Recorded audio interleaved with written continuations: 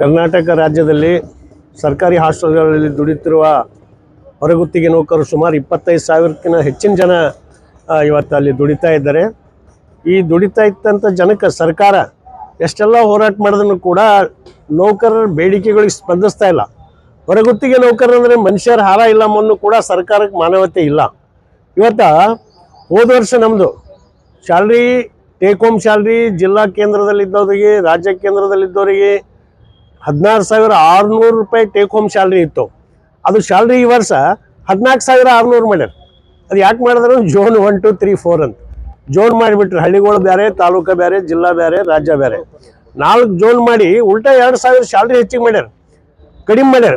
ಅದಕ್ಕಾಗಿ ನಾವು ಹೇಳ್ತೇವೆ ಈ ರೀತಿ ಅನ್ಯಾಯ ಮಾಡೋದು ಸರಿಯಲ್ಲ. ಎಲ್ಲ ವಸ್ತುಗಳ ಅಗತ್ಯ ವಸ್ತುಗಳ ಬೆಲೆ ಏರಿಕೆ ಗಗನಕ್ಕೆ ಹೋಗ್ಯದ.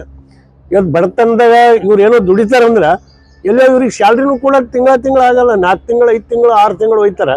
ಹಿಂಗಾಗಿ ಇವ್ರು ಎಲ್ಲೋ ಸಾಲ ತೊಗೊಂಡು ಬದುಕು ನಡೆಸ್ತಾರೆ. ಆ ಸಾಲದ ಬಡ್ಡಿ ಕಟ್ಟೋದ್ರಾಗೆ ಎಷ್ಟೋ ಮಂದಿ ಇವತ್ತು ಪರೇಶಾನ್ ಅದ. ಅದಕ್ಕಾಗಿ ನಾವು ಹೇಳ್ತೇವೆ ಸ್ಯಾಲ್ರಿ ಈಗ 4 ವರ್ಷ ಹಿಡಿದು ಹೆಚ್ಚಿಗೆ ಮಾಡಿಲ್ಲ ಸರ್ಕಾರ. ಅದಕ್ಕೆ ಕನಿಷ್ಠ 31,000 ರೂಪಾಯಿ ವೇತನ ಕೊಡಬೇಕು. ಇವತ್ತು ವಿಶ್ವಸಂಸ್ಥೆ ಹೇಳಿದೆ ಪ್ರತಿಯೊಬ್ಬ ಕಾರ್ಮಿಕ ಯಾರೇ ಇರಲಿ, ಒಬ್ಬ ಕೂಲಿ ಮಾಡೋನು ಬದುಕಬೇಕಾದ್ರೆ ಒಂದು ದಿನಕ್ಕೆ 1,750 ರೂಪಾಯಿ ಬೇಕು ಬದುಕಿಗೆ ಅಂತ ಹೇಳಿದೆ. ಆದರೆ ಇವರು ಇದ್ದಿದ್ದಲ್ಲೇ ಕೊಡ್ತಕ್ಕಂಥ ಸ್ಯಾಲ್ರಿಯಲ್ಲಿ ಕಡಿಮೆ ಮಾಡಿ ಇವತ್ತೆಲ್ಲರಿಗೆ ಸಮಸ್ಯೆ ಮಾಡಿಬಿಟ್ರು. ಅದಕ್ಕೆ ನಾವು ಕನಿಷ್ಠ 31,000 ಬಾಕಿ ವೇತನ, ಒಂದು ವೇತನ ಕೊಡಬೇಕು, ಕನಿಷ್ಠ ವೇತನ ಕೊಡಬೇಕು. ಮತ್ತು ವಾರಕ್ಕೊಂದು ರಜೆ ಕೊಡಬೇಕು. 10 ವರ್ಷ ಮೇಲ್ಪಟ್ಟು ದುಡಿದವ್ರಿಗೆ ಕ್ಷೇಮಾಭಿವೃದ್ಧಿ ಯೋಜನೆಯಲ್ಲಿ ತೋರಿ. ಯಾಕಂದ್ರೆ ಖಾಯಂ ನೌಕರರು ಅಂತೇಳಿ ಬಂದರು ಅಂದ್ರೆ ನಮ್ಮವರು 20 ವರ್ಷ ಮಾಡಿದ್ರು ಬಿಟ್ಟು ಅವತ್ತೇ ಮನೆಗೆ ಹೋಗ್ಬೇಕವ. ಆ ರೀತಿ ಇರಬಾರ್ದು. ಖಾಯಂ ನೌಕರ ಸ್ಥಳದಲ್ಲೇ ಖಾಯಂ ನೌಕರರ ವರ್ಗಾವಣೆ ಆಗಲಿ.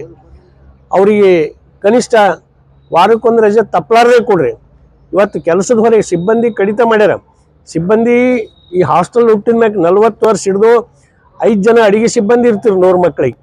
ಇವತ್ತು 4 ಜನ ಮಾಡ್ಯಾರ. ಹೀಗಾಗಿ ಕೆಲಸದ ಹೊರ ಹೆಚ್ಚಾಗಿ ನಮ್ಮ ಹೊರಗುತ್ತಿಗೆ ನೌಕರರು ಇವತ್ತು ಅನಾರೋಗ್ಯದಿಂದ ಬಳಲಿ ಆಸ್ಪತ್ರೆಗೆ ಅಡ್ಮಿಟ್ ಆದ್ರೂ ಕೂಡ ಈ ಸರ್ಕಾರಕ್ಕೆ ಕರುಣೆ ಬರ್ತಾ ಇಲ್ಲ. ಸಿಬ್ಬಂದಿ ಕಡಿತ ಮಾಡಿದ ಆದೇಶ ವಾಪಸ್ ತಗೋಬೇಕು ಅಂಥೇಳಿ ನಮ್ಮದು ಹೋರಾಟ ಈಗ ಎಲ್ಲ ಜಿಲ್ಲಾ ಕೇಂದ್ರದಲ್ಲಿ ಜಿಲ್ಲಾಧಿಕಾರಿ ಕಚೇರಿ ಮುಂದೆ ನಿರಂತರ ತಿಂಗಳಾನುಗಂಟ್ಲೆ ಹೋರಾಟ ಮಾಡ್ಬೇಕಂತ ತೀರ್ಮಾನ ಮಾಡಿದೆವು ರಾಜ್ಯದಲ್ಲಿ. ಅದಕ್ಕಾಗಿ ನಮ್ಮ ಗುಲ್ಬರ್ಗ ಜಿಲ್ಲೆಯಲ್ಲಿ ಕೂಡ ಇದೇ 20ನೇ ತಾರೀಕು ಮುಂಜಾನೆ 11 ಗಂಟೆಗೆ ಜಿಲ್ಲಾಧಿಕಾರಿ ಕಚೇರಿ ಎದುರು ನಮ್ಮ ಹೊರಗುತ್ತಿಗೆ ನೌಕರ ಧರಣಿ ಪ್ರಾರಂಭ ಆಗ್ತದೆ. ದಿನನಿತ್ಯ ಒಂದು ತಾಲೂಕಿನವರು ಆ ಹೋರಾಟದಲ್ಲಿ ಭಾಗವಹಿಸ್ತಿರ್ತಾರೆ. ಅದು 1 ದಿನ 2 ದಿನ ಅಲ್ಲ, ತಿಂಗಳಾನುಗಂಟ್ಲೆ ಹೋದ್ರೂ ಕೂಡ ನಮ್ಗೆ ಕನಿಷ್ಠ 31,000 ರೂಪಾಯಿ ಈ ವೇತನ ಕೊಡೋವರೆಗೂ ಕೂಡ ಈ ಹೋರಾಟ ನಡೆಸ್ಬೇಕನ್ನೋ ನಾವು ತೀರ್ಮಾನ ಮಾಡಿದೆವು. ಅದೇ ರೀತಿಯೇ ಇಡೀ ರಾಜ್ಯದ ಎಲ್ಲ ಜಿಲ್ಲೆಯಲ್ಲಿ ಕೂಡ ಹೊರಗುತ್ತಿಗೆ ನೌಕರರು ಕನಿಷ್ಠ ವೇತನಕ್ಕಾಗಿ ನಿರಂತರ ಹೋರಾಟ ಮಾಡಿ ನಾವು ಜಯ ಸಿಗೋರೇನು ಕೂಡ ಹೋರಾಟ ನಡೆಸಮಂತ ಈ ಒಂದು ಮಾಧ್ಯಮ ಮೂಲಕ ಎಲ್ಲ ಹೊರಗುತ್ತಿಗೆ ನೌಕರರಲ್ಲಿ ವಿನಂತಿ ಮಾಡ್ತೇನೆ. ಎಲ್ಲರೂ ಭಾಗವಹಿಸ್ಬೇಕಂತೇಳಿ ಎಲ್ಲರಿಗೆ ವಿನಂತಿ ಮಾಡ್ತೇನೆ. ಸರ್, ಏನು ಬಿಜೆಪಿ ಸರ್ಕಾರ 40% ಅಂತ ಆರೋಪ ಮಾಡ್ತಾರೆ ಸರ್ ಕಾಂಗ್ರೆಸ್ನವರು. ಈ ಸರ್ಕಾರ ಪೂರ 100 ಕೋಟಿ ಹೊಡಿತಾ ಅಂತ ಆರೋಪ ಮಾಡ್ತದೆ. ಇಲ್ಲ, ಅದು ನಿಜ ಏನಿಲ್ಲ. ಇವಾಗ 100ಕ್ಕೆ 100 ಹೊಡಿತಾರಂತಲ್ಲ. ಅವ್ರು ಹೊಡೆದಿದ್ರು 100ಕ್ಕೆ 40. ಅವ್ರಿಗೆ ಹೊಡೆದಿದ್ದು ಸತ್ಯನೇ ಇತ್ತು. ಇವ್ರನ್ನೂ ಕೂಡ ಅವ್ರು 40 ಹೊಡೆದ್ರೆ ಇವ್ರನ್ನೂ 40 ಹೊಡೆಯೋರು ಯಾರು? ಇವ್ರೇನು ಸತ್ಯ ಹರಿಚಂದ್ರ ಅಲ್ಲ. ಇವತ್ತು ಈಗಾಗಲೇ ಕೆಲವೊಂದು ಜನ ಆತ್ಮಹತ್ಯೆಗಳು, ಗುತ್ತೇದಾರರ ಆತ್ಮಹತ್ಯೆಗಳು ಪ್ರಾರಂಭ ಆಗಿದೆ. ಅದ್ರ ಬಗ್ಗೆ ಸರ್ಕಾರ ಗಮನ ಹರಿಸ್ಬೇಕು. ಸುಮ್ಮನೆ ನಾವೇ ಎಲ್ಲ ಭಾಳ ಒಳ್ಳೆ ಸರ್ಕಾರ ನಡೆಸಿದೇವಂತಲ್ಲ. ಬಡವರಾದಂಥ ಸರ್ಕಾರಗಳು ಇವರಲ್ಲ. BJP ಇರಲಿ, ಕಾಂಗ್ರೆಸ್ ಇರಲಿ, ಇಬ್ಬರದು ನೀತಿ ಒಂದೇ.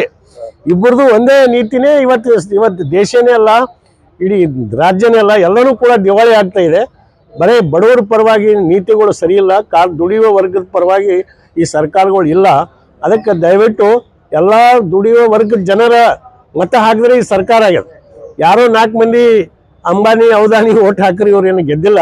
ದಯವಿಟ್ಟು ಇವತ್ತು ಜಿಲ್ಲಾಡಳಿತ, ನಮ್ಮ ಮಂತ್ರಿಗಳನ್ನೂ ಕೂಡ ಬಡವ್ರ ಬಗ್ಗೆ ಎಷ್ಟೆಲ್ಲ ಕಾರ್ಮಿಕರು, ಕಾರ್ಪೊರೇಷನ್ ಲೇಬರ್ ಇರ್ಬೋದು, ಆಸ್ಪತ್ರೆದಿರ್ಬೋದು, ಹಾಸ್ಟೆಲ್ದಿರ್ಬೋದು, ಹಲವಾರು ಕಾರ್ಮಿಕರು ಹೋರಾಟ ಮಾಡಿದ್ರೆ ಇವ್ರ ನೋಡಲೇ ಒಟ್ಟ.